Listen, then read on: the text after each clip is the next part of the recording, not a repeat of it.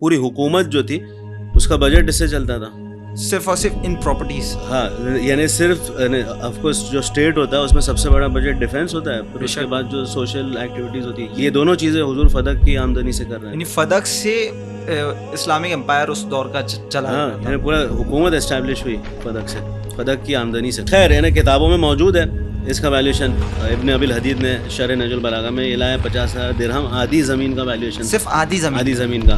تو پوری زمین کا 1 لاکھ درہم ہو جاتا ہے ایسٹیمیٹڈ. اگر ہم لوگ 1 درہم 10 گرام بھی پکڑتے ہیں چاندی, تو آج کے ویلیو کے حساب سے جو 100 کروڑ ہو جاتا ہے آج کا. جی 100 کروڑ ہو جاتا ہے, اور اس کے اوپر جو انفلیشن ہے وہ الگ. یہ تمام چیزوں کو ڈسکس کریں گے ہم, لیکن سب سے پہلا کوشچن یہ آتا ہے کہ جب ہم ورڈ کہتے ہیں مال غنیمت اور ایک ورڈ ہے فے, تو مال غنیمت اور فے میں کیا ڈفرینس ہوتا ہے؟